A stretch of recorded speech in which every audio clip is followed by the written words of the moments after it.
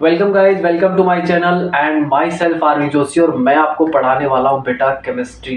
Chemistry क्या है, इसकी इम्पोर्टेंस क्या है, इन दो सवालों के जवाब हमें चाहिए। और कहीं ना कहीं आज का ये जो सेशन है ये बहुत ही इंपॉर्टेंट होने वाला है, बिकॉज इस लेक्चर में हम बेसिक से स्टार्ट करेंगे। 11th class chemistry, 12th class chemistry, चीज़ों को डिटेल में पढ़ने वाले हैं और चीज़ों को क्लियर करने वाले हैं। क्लियर है? तो आज के सेशन को हम चाहेंगे कि स्पेशल बनाया जाए। तो स्टार्ट करते हैं आज के कुछ बेसिक्स टॉपिक्स के साथ। और सबसे पहले हम बात जो कर रहे हैं वो केमिस्ट्री से स्टार्ट कर रहे हैं, केमिस्ट्री वर्ड से स्टार्ट कर रहे हैं। चलिए, केमिस्ट्री स्टार्ट करने से पहले हमें कुछ क्लियरिटी होनी चाहिए, सब्जेक्ट को लेके होना चाहिए। जैसे कि हम कहें कि अगर हम केमिस्ट्री को पढ़ रहे हैं तो क्या केमिस्ट्री को हम देख भी पाए, या केमिस्ट्री को हम हमारी डे टू डे लाइफ में देख सकते हैं।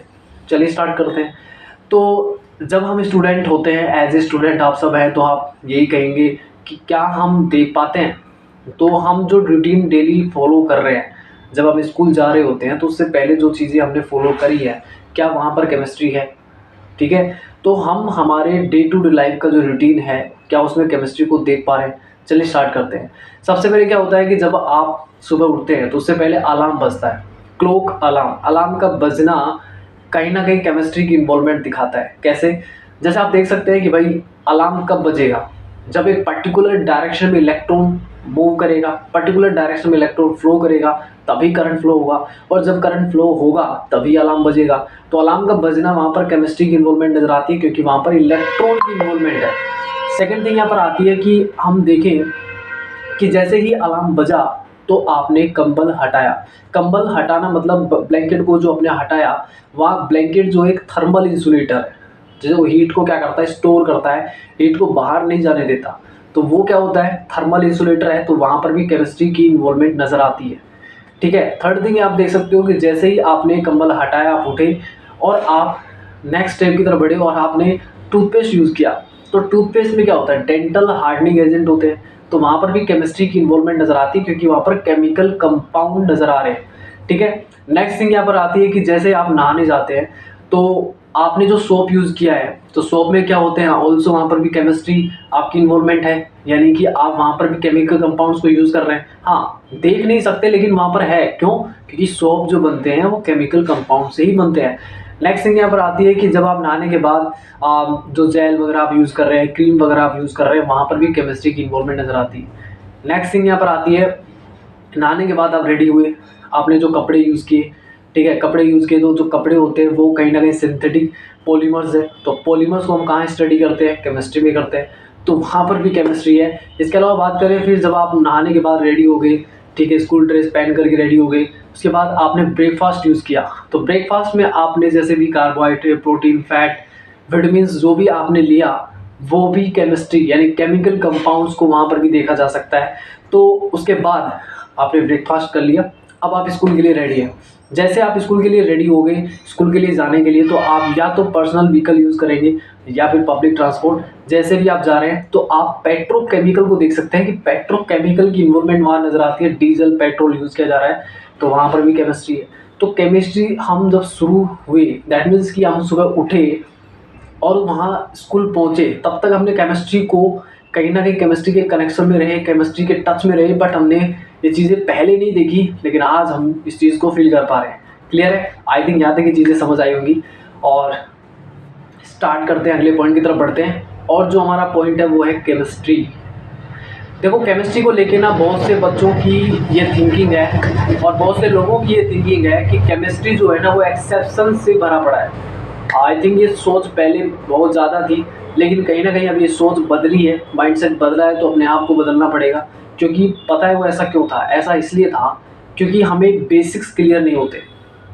एक्सेप्शंस होते हैं, पता है एक्सेप्शन तब बनते हैं जब हमें चीज़ें, और डाउट्स हमें तब आते हैं जब हमें चीज़ें क्लियर नहीं होती। हमारा बेसिक्स क्लियर नहीं होगा तो हम एडवांस को कैसे क्लियर करेंगे? ठीक है। और जो कॉन्सेप्ट आप कह रहे हैं ना कि एक्सेप्शंस क्यों बने, एक्सेप्शंस इसलिए होते हैं क्योंकि आप, ऐसा नहीं है कि केमिस्ट्री में एक्सेप्शंस ही हैं, बट मैं कहूँगा एक्सेप्शंस हैं, बट ऐसा भी नहीं है कि सब कुछ एक्सेप्शनल ही है। वहाँ पर चीज़ें बहुत कुछ ऐसा है जो समझने का है, और बहुत कुछ ऐसी चीज़ें हैं जिनको हम समझ सकते हैं अपने अकॉर्डिंग। ठीक है। लेकिन कहीं ना कहीं हमें जब तक बेसिक्स क्लियर नहीं होगा तब तक वो चीज़ें क्लियर नहीं होंगी। क्लियर है? अब चीज़ें अगर बदली है, माइंडसेट आपको बदलना पड़ेगा और आपको बेसिक्स पढ़ना पड़ेगा। बेसिक्स पढ़िए, एडवांस चीज़ें ऑटोमेटिकली आप कवर कर लेंगे। क्लियर है? एक और कुछ बच्चे जैसे 10th क्लास में जब होते हैं तो सोचते हैं कि इस साल अच्छे से पढ़ लेते हैं, नेक्स्ट ईयर हम थोड़ा रेस्ट करेंगे। और सबसे बड़ा जो आप गलत डिसीजन ले लेते हैं कि 11th क्लास को आप हल्के में लेते हैं। तो मैं उन बच्चों से कहूँगा कि 11th क्लास को हल्के में ना लें। 11th क्लास में जो चीज़ें आपको पढ़नी चाहिए और उसके बाद जो चीज़ें आएंगी 12th में, वो 12th में जो चीज़ें आपको पढ़ने की मिलेंगी वो उसका बेसिक जो होता है वो 11th क्लास में होता है। अगर आपने बेसिक्स को अच्छे से नहीं पढ़ा होगा तो 12th में आने वाले उस एडवांस पार्ट को कैसे कवर करेंगे। तो 11th क्लास को हल्के में नहीं लेना है। आई थिंक ये चीज़ें समझ आ गई होंगी। चलो स्टार्ट करते हैं केमिस्ट्री। और केमिस्ट्री की बात करते हैं तो केमिस्ट्री का अगर एक सिंगल और एक सिंपल अगर डेफिनेशन देना चाहें तो क्या हो सकता है। देखो केमिस्ट्री क्या होता है, एक केमिस्ट्री जो है वो साइंस का ब्रांच है। केमिस्ट्री क्या है? साइंस का ब्रांच है जिसमें हम मैटर को स्टडी करते हैं। अभी मैटर के बारे में हम पढ़ेंगे, मैटर क्या होता है, जिसमें मैटर को स्टडी किया जाता है। अब इस मैटर के बारे में क्या क्या स्टडी हो सकता है, इसके बारे में इसके कंपोजिशन की स्टडी की जा सकती है, इसकी स्ट्रक्चर, इसकी ज्योमेट्री, इसके प्रॉपर्टी, चाहे वो फिजिकल प्रॉपर्टीज हो चाहे केमिकल प्रॉपर्टीज हो। नेक्स्ट थिंग यहाँ पर हो सकता है कि इसमें कंपोजिशन में क्या चेंजेस आ सकते हैं, इसके एनर्जी में क्या चेंजेस आ सकते हैं। उन सब की स्टडी जो की जाती है वो कहाँ की जाती है? केमिस्ट्री में स्टडी की जाती है। यहाँ तक की चीज़ समझ आ गई। देखो इस चीज़ को रटना नहीं है, बस समझना है। क्लियर है? आगे बढ़ते हैं। तो आगे हमने कहा कि भाई केमिस्ट्री की बहुत सी ब्रांचेस है, होने को तो बहुत सी ब्रांचेस है, बट जो हमारे पर्पज़ की है या हमारे लिए इम्पोर्टेंस रखती है वो 4 ब्रांच है, जिसमें ऑर्गेनिक, इनऑर्गेनिक, फिजिकल और एनालिटिकल केमिस्ट्री। ऑर्गेनिक आपने सुना है, इनऑर्गेनिक आपने सुना है, फिजिकल आपने सुना है, बट एनालिटिकल वर्ड थोड़ा नया हो सकता है, लेकिन इसके बारे में भी हम पढ़ेंगे। चलिए बात करते हैं ऑर्गेनिक केमिस्ट्री क्या होता है। ऑर्गेनिक केमिस्ट्री इज अबाउट की कार्बन और इसके कंपाउंड्स। ऑर्गेनिक केमिस्ट्री कार्बन और उसके कंपाउंड्स की स्टडी होती है। ठीक है? सेकंड थिंग यहाँ पर आता है इनऑर्गेनिक केमिस्ट्री। कार्बन के अलावा जितने भी एलिमेंट्स हैं उनकी स्टडी और उनके कंपाउंड्स की स्टडी क्या कहलाती है? इनऑर्गेनिक केमिस्ट्री कहलाती है। थर्ड थिंग यहाँ पर आती है फिजिकल केमिस्ट्री। देखो इस वर्ड को कैसे समझना है। हमने कहा कि फिजिकल केमिस्ट्री, तो जब भी हम केमिस्ट्री वर्ड सुनते हैं तो हमारे माइंड में एक चीज़ क्लिक करती है कि केमिस्ट्री मतलब केमिकल रिएक्शंस, और जब भी केमिकल रिएक्शंस होगा तो उसमें कुछ रिएक्टेंट भी होते हैं और बनने वाले प्रोडक्ट भी होते हैं। तो सिंपल सा है कि जब कोई केमिकल रिएक्शन होता है तो रिएक्टेंट पार्टिसिपेट करते हैं, प्रोडक्ट बनता है। तो रिएक्टेंट में कितना अमाउंट लिया जाए कि कितना अमाउंट प्रोडक्ट का बन जाए, या फिर कौन कौन से फैक्टर्स होंगे जो इस रिएक्शन को अफेक्ट कर रहे हैं। क्या टेम्परेचर अफेक्ट करेगा, क्या प्रेशर अफेक्ट करेगा, कितना टेम्परेचर होना चाहिए, कितना प्रेशर होना चाहिए, क्या कोई इनर्ट गैस यहाँ पर होनी चाहिए, या फिर हम कहें कि एक पर्टिकुलर अमाउंट ऑफ अगर रिएक्टेंट आपको दिया और पूछा जाए कि प्रोडक्ट कितना बनेगा, या एक पर्टिकुलर अमाउंट ऑफ प्रोडक्ट आपको बता दिया जाए, बता दीजिए कि रिएक्टेंट कितना यूज़ करना पड़ेगा। तो ये सभी सवालों के जवाब जो आपको मिलते हैं, या भी ये कहें कि रेट ऑफ रिएक्शन के जो जवाब आपको मिलेंगे वो कहाँ मिलेंगे? फिजिकल केमिस्ट्री में मिलेंगे। यानी इन सब की स्टडी जो होती है वो स्टडी कहाँ होगी? फिजिकल केमिस्ट्री में होगी। नेक्स्ट थिंग यहाँ पर आती है एनालिटिकल केमिस्ट्री। एनालिटिकल केमिस्ट्री में एक वर्ड है एनालिसिस। एनालिसिस का मतलब होता है पता लगाना, किसी चीज़ को अच्छे से एनालाइज करना, जिसमें अब सिंपल सा है कि यहाँ पर किसका एनालिसिस होगा? केमिकल कंपाउंड्स का। मान लो कि आपको मैं एक केमिकल कंपाउंड दे दूँ और ये केमिकल कंपाउंड मैंने आपको दिया, यू डोंट नो नथिंग, अभी आपको इसके बारे में कुछ भी नहीं पता है। ठीक है?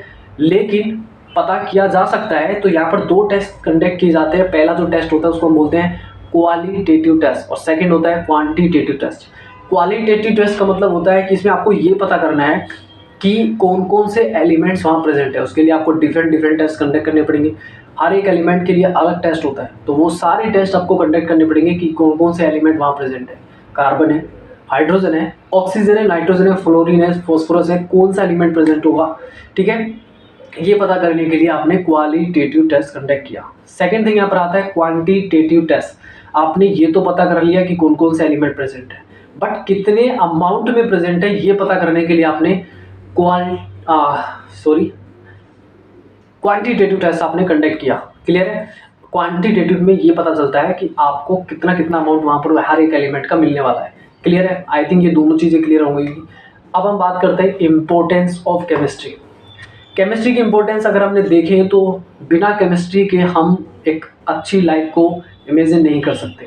एक बेहतर लाइफ को हम इमेजिन नहीं कर सकते। इसलिए हम इम्पोर्टेंस की बात करें तो केमिस्ट्री की इम्पोर्टेंस बहुत ज़्यादा है। कुछ इम्पोर्टेंस की बात कर ले तो हम देख सकते हैं कि मेडिसिन फील्ड के अंदर मेडिसिन को बनाने में बहुत ज़्यादा यहाँ पर केमिस्ट्री को यूज़ किया जाता है। सिस्प्लेटिन, टैक्सोल जो कि कैंसर ट्रीटमेंट पे यूज़ किया जाता है। सिस्प्लेटिन और कौन सा टैक्सोल, इनको कैंसर के ट्रीटमेंट में यूज़ किया जाता है। सेकंड थिंग अगर बात करें, जैसे आपने एंटीबायोटिक सुना होगा, पेनिसिलिन, एनाल्जेसिक आपने सुने हैं, आपने एंटीसेप्टिक सुने हैं डेटोल के बारे में।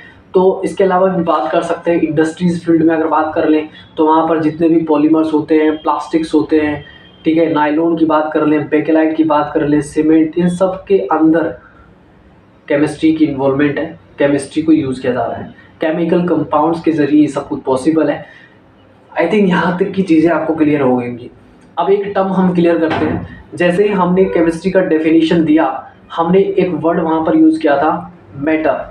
मैटर क्या होता है? तो हमने कहा कि आप अपने अराउंड जो भी कुछ देख पा रहे हैं, व्हाटएवर जो भी कुछ देख सकते हैं, लेकिन दो चीज़ें वहाँ पर, यानी दो कंडीशन वहाँ फुलफिल होनी चाहिए। पहली, उसका अपना मास होना चाहिए, और दूसरी, वो स्पेस ऑक्यूपाई करना चाहिए। अगर ये दोनों कंडीशन फुलफिल हो रही है तो आप कह सकते हैं वो मैटर है।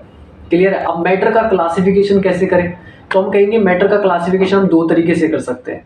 फिजिकल क्लासिफिकेशन भी होता है तो केमिकल क्लासिफिकेशन भी होता है।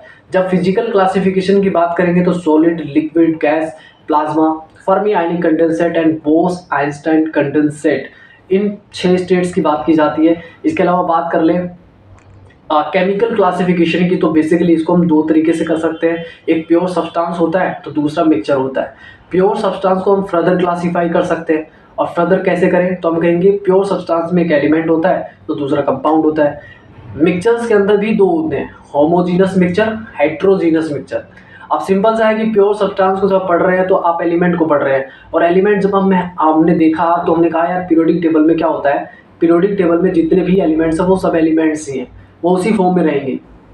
कंपाउंड्स, जैसे हाइड्रोजन जब रिएक्ट करता है तो हाइड्रोजन ऑक्सीजन से जब रिएक्ट कर रहा होता है तो H2 फॉर्म करता है, वाटर बना लेता है। कार्बन ऑक्सीजन से रिएक्ट करके कार्बन मोनोऑक्साइड भी बनाता है तो कार्बन डाइऑक्साइड भी बनाता है। तो ये सब मॉलिक्यूल्स जो हैं ये कंपाउंड की कैटेगरी में रखे जाते हैं।